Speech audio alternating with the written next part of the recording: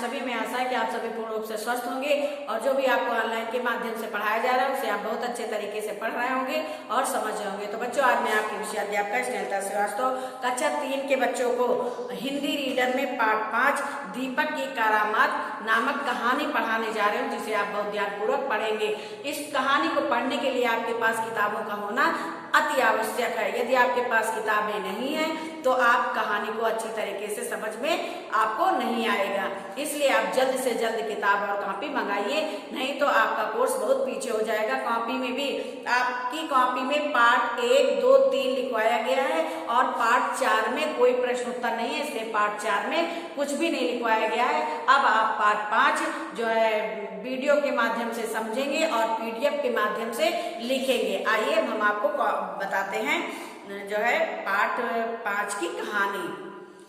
दीपक की करामात, यानी दीपक एक लड़का है और करामात माने कि वो क्या करता है।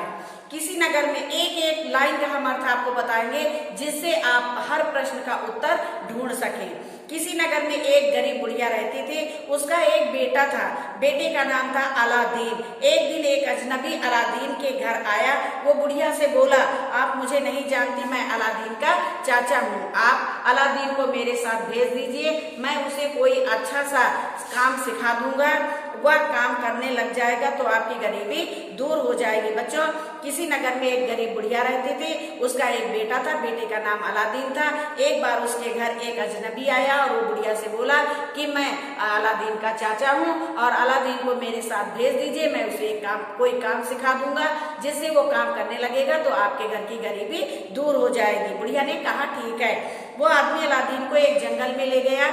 वहां एक गुफा के सामने जाकर उससे कहा, बेटा देखो, इस गुफा के भीतर एक दीपक रखा है, तुम भीतर चले जाओ, दीपक उठा लाओ। वो व्यक्ति जो है, जो अजनबी व्यक्ति होता है, बुढ़िया उसके साथ अपने बेटे को भेज देती है। अब वो जो अजनबी होता है वो अलादीन को लेकर के एक जंगल में जाता है और वहां पे एक गुफा होती है। वो गुफा के अंदर जाता है और गुफा के भीतर एक दीपक जला करता है। अब वो दीपक से कहता है कि जाओ इस दीपक को ले आओ। अलादीन गुफा में उतर गया।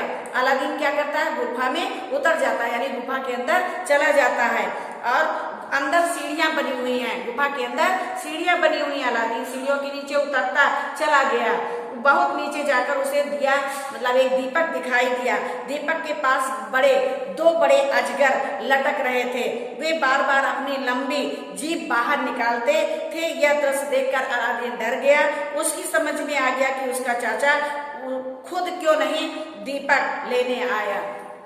बच्चों, अलादीन को लेकर के वो व्यक्ति जंगल में जाता है। वहाँ एक गुफा होती है और गुफा के नीचे, गुफा के अंदर एक दीपक जल रहा होता है। वो अलादीन से कहता है कि गुफा के अंदर जाइए और वहां से दीपक लेके आइए। अलादीन जाता है, वो जो है गुफा में जाता है, सीढ़ियों से उतरता है, देखता है बहुत अंदर एक दीपक जल रहा है, लेकिन उसके पास 2 बड़े बड़े अजगर जो है लटक रहे थे और वो अलादीन को जो है डरवा रहे थे, जो अपनी जीभ निकालते थे और फू फू की आवाज करते थे, जिससे अलादीन डर गया और वो समझ गया कि अलादीन का जो चाचा है वो दीपक लेने स्वयं क्यों नहीं गया।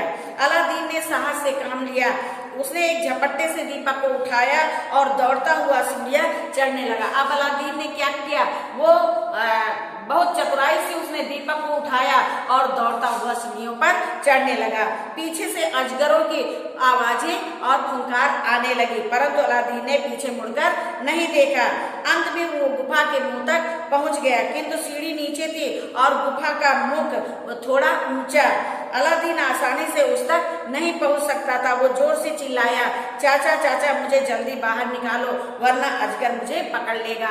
अब अलादीन जो है चिराग लेकर के आता है। अजगर उसको फुंकारते हैं और वो डरता नहीं है और दौड़ता हुआ सीढ़ियों तक आता है और कहता है कि चाचा चाचा, मुझे बाहर निकालो, नहीं तो ये अजगर मुझे पकड़ लेगा।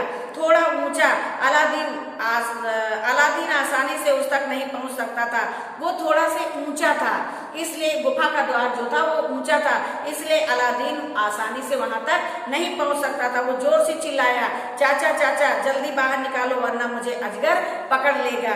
पर चाचा ने कहा पहले मुझे दीपक दो, फिर मैं तुम्हें बाहर निकालूंगा। अब उसका चाचा जो अजनबी व्यक्ति था वो कहता है कि पहले मुझे दीपक दे दो तब मैं तुम्हें बाहर निकालूंगा। अलादीन ने कहा नहीं, पहले मुझे बाहर निकालो। चाचा चिल्लाया नहीं, पहले मुझे दीपक दो। अलादीन चिल्लाता है कि मुझे पहले बाहर निकालो तब मैं दीपक दूंगा, लेकिन उसका जो चाचा है वो चिल्लाता है कि पहले मुझे दीपक दो तब मैं तुम्हें बाहर निकालूंगा। थोड़ी देर यही झगड़ा चलता रहा। अब थोड़ी देर दोनों में यही झगड़ा चलता रहा। अंत में चाचा बना आदमी क्रोध से बोला, नहीं देता तो ना दे, यहीं पड़ा सड़ता रहे। ये कहकर उसने एक पत्थर गुफा के मुंह पर रख दिया और चला गया। अलादीन गुफा में बंद हो गया। अब उसकी समझ में आ गया कि वो आदमी उसका नकली चाचा था। बच्चों, जब अलादीन बार बार चिल्ला रहा था कि मुझे बाहर निकालो, तो उसका चाचा बाहर नहीं निकाल रहा था। उसका चाचा चालाक था, वो सोचता था कि चिराग हम ले लेंगे और अलादीन को उसी गुफा में जो है बंद कर देंगे। लेकिन उसने वैसे ही किया।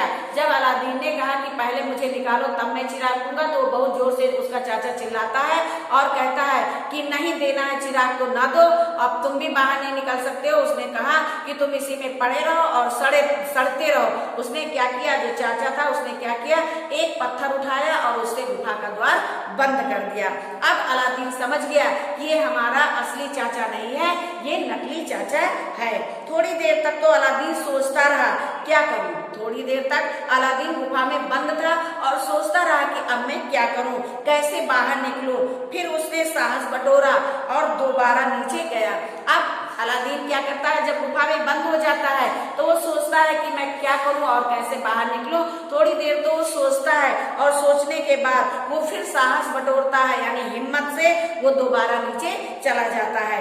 वहां से वो एक बड़ा सा पत्थर और एक लकड़ी उठा लाया। जब वो नीचे गुफा के अंदर जाता है तो वहां से एक बहुत बड़ा लकड़ी का लट्ठा उठाकर लाता है और एक पत्थर उठाकर लाता है।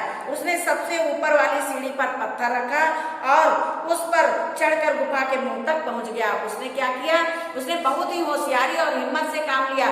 पत्थर को सीढ़ी पर रखा और उस पर चढ़ गया और गुफा के द्वार तक पहुंच गया। वहां पहुंचकर उसने लकड़ी से गुफा के मुख पर रखे पत्थर को ठेला। अब जब गुफा के द्वार पर वो पहुंच गया तो जो उसने लकड़ी ली थी, उस लकड़ी से गुफा के द्वार पर जो उसके चाचा ने पत्थर लगाया हुआ था, उस लकड़ी से उसने उसको ठेला। पत्थर लुढ़क कर दूर जा गिरा। अलादीन बाहर निकल आया। जैसे ही उसने लकड़ी से उस पत्थर को ठेला तो पत्थर दूर जा गिरा और वो अलादीन जो था वो बाहर गुफा से निकल आया। घर पहुंचकर अलादीन ने सारी बात माँ को बताई। जब अलादीन घर पहुंचता है तो वो सारी बातें अपनी माँ से बताता है। बुढ़िया ने शुक्र मनाया कि उसका बेटा सही सलामत घर आ गया। वो उसकी जो माँ बुढ़िया थी वो भगवान को बहुत बहुत धन्यवाद देती है और कहती है कि उसका बेटा सकुशल घर लौट आया। उसने कसम खाई कि अब किसी अजनबी आदमी से बातों में नहीं आएगी। अब बुढ़िया कसम खाती है कि वो किसी अजनबी की बातों में कभी भी नहीं आएगी। एक दिन घर में खाने को कुछ नहीं था। एक दिन अलादीन के घर में खाने के लिए कुछ नहीं था। अलादीन ने सोचा कि दीपक को बेच दिया जाए। अलादीन क्या करता है, वो सोचता है कि जो दीपक को गुफा के अंदर से ले आया था, वो सोचता है कि इस गुफा को बेच दें। दीपक मैला हो गया था, दीपक जो है थोड़ा गंदा हो गया था। अलादीन ने जैसे ही उसे साफ करने के लिए रगड़ा, जोर का धमाका हुआ। जैसे ही अलादीन जो है उस दीपक को साफ करने के लिए उसे रगड़ता है, वैसे ही बच्चों बहुत जोर से एक धड़ाका होता है, धमाका होता है। अलादीन भौचक्का रह जाता। अलादीन जो होता है वो चौंक जाता है। उसके सामने एक काफी लंबा चौड़ा आदमी खड़ा था। अलादीन ने डरते डरते पूछा, आप कौन है? जैसे ही दीपक को वो साफ करने लगा, उसमें से एक धमाका हुआ और देखते ही देखते एक बहुत लंबा चौड़ा आदमी अलादीन के सामने खड़ा हो गया। अब अलादीन उससे पूछता है, डर जाता है और पूछता है कि आप कौन है? मैं जिन्न हूँ। अब वो दीपक जो आदमी बन जाता है वो कहता है कि मैं जिन्न हूँ, मैं इस दीपक में रहता हूँ। जिन्न कहता है कि मैं जिन्न हूँ और इस दीपक में रहता हूँ। दीपक का स्वामी जब किसी रगड़ता है तो मैं फौरन प्रकट होकर पूछता हूँ स्वामी क्या काम है। जब इस दीपक का जो स्वामी होता है, ठीक है, दीपक जिसके पास होता है वही उसका स्वामी बन जाता है। और जब वो उसको रगड़ता है तो मैं प्रकट हो जाता हूँ और पूछता हूँ कि स्वामी बताइए क्या काम है।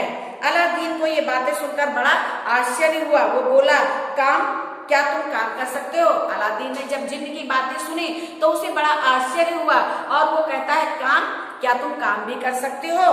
तो बच्चों, आज हमने आपको यहीं तक पाठ को